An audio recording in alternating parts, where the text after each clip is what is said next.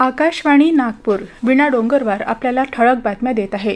T20 विश्वचषक विजेता भारतीय संघ आज मायदेशी परतला। संघाचं मुंबई विमानतळावर आगमन झाल्यावर अग्निशमन दलाकडून विमानावर पाण्याचे फवारे मारून त्यांचं अनोखं स्वागत करण्यात आलं।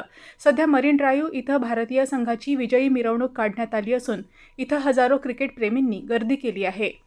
नीति आयोगाच्या आकांक्षित जिल्हा तालुका कार्यक्रमाअंतर्गत संपूर्णता अभियानाचा शुभारंभ उद्या सकाळी 11 वाजता गडचिरोली जिल्हाधिकारी कार्यालयात होणार आहे। जिल्हाधिकारी संजय दैने यांच्या हस्ते कार्यक्रमाचं उद्घाटन होणार आहे। त्यानंतर ITI चौक ते जिल्हाधिकारी कार्यालयापर्यंत शालेय विद्यार्थ्यांची रॅली काढण्यात येणार आहे। अभियानासाठी जिल्ह्यातील अहेरी, सिरोंचा आणि भामरागड या 3 तालुक्यांची निवड करण्यात आली आहे। रेल्वे मंत्रालयानं आषाढी एकादशीच्या यात्रेसाठी विदर्भातून विशेष गाड्या सुरू करण्याचा निर्णय घेतला आहे। नागपूर इथून 14 आणि 15 जुलै, अमरावती इथून 13 आणि 16 जुलै तर खामगाव इथून 14 आणि 17 जुलैला या गाड्या सुटणार आहेत।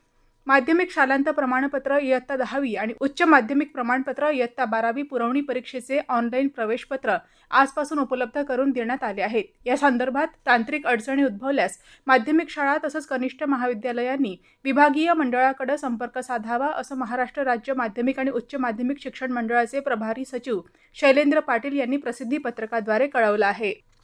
मध्य रेल्वे नागपूर विभागाचे विभागीय रेल्वे व्यवस्थापक मनीष अग्रवाल यांनी विविध विकास कामांच्या प्रगतीचा आढावा घेण्यासाठी चालू असलेल्या प्रयत्नांचा एक भाग म्हणून ताडाळी आणि घुग्गुस या रेल्वे स्थानकांची सखोल तपासणी केली।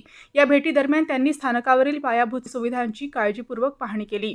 वन महोत्सव 2024च्या निमित्तानं नागपूर दूरदर्शन केंद्राच्या परिसरात दूरदर्शन केंद्र आणि वन विभागाच्या संयुक्त विद्यमानं वृक्षारोपणाचा कार्यक्रम घेण्यात आला। राज्याचे प्रधान मुख्य वनसंरक्षक वनबल प्रमुख शैलेश टेंभुर्णीकर यांच्या हस्ते वृक्षारोपण करण्यात आलं। या प्रसंगी दूरदर्शन केंद्राचे क्लस्टर प्रमुख रमेश करडे, कार्यक्रम प्रमुख रचना पोपटकर गजबिये, नागपूर वनवृत्ताच्या वनसंरक्षक श्री लक्ष्मी, पेंच व्याघ्र प्रकल्पाचे उपसंचालक प्रभुनाथ शुक्ला यांनीही वृक्षारोपण केलं।